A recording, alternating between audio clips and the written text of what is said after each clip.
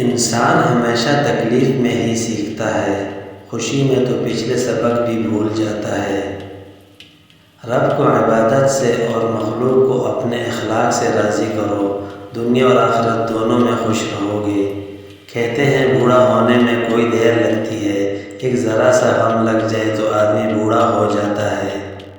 کوئی دن ایسا نہیں جب میں نے رحمان کو رحیم نہ پایا ہو۔ مذہب سے اگر انسانیت اور خدمت نکال دی جائے تو عبادت باقی رہ جاتی ہے، جس کے لیے رب کے پاس فرشتوں کی کوئی کمی نہیں۔ رشتوں کی خوبصورتی ایک دوسرے کی بات کو برداشت کرنے میں ہے۔ بے عیب انسان تلاش کرو گے تو اکیلے رہ جاؤ گے۔ عورت کے پاس یہ صلاحیت ہے کہ وہ حالات کے تقاضے کے مطابق اپنے والدین کا بیٹا بھی بن سکتی ہے اور اپنی اولاد کا باپ بھی۔ آپ تب ہی مر جاتے ہیں جب آپ حق اور انصاف کے لیے کھڑا ہونے سے انکار کر دیتے ہیں۔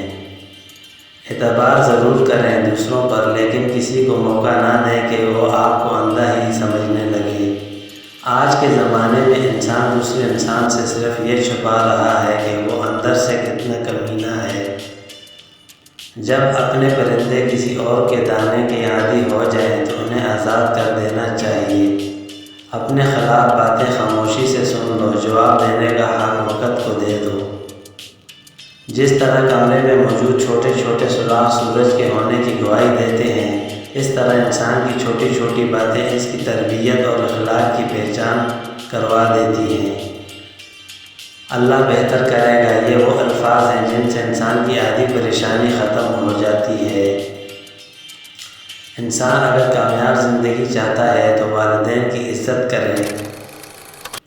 اگر تم کسی کو دھوکہ دینے میں کامیاب ہو جاتے ہو تو یہ نہ سمجھنا کہ وہ کتنا بیوقوف ہے، بلکہ یہ سوچنا کہ اس کو تم پر اعتبار کتنا تھا۔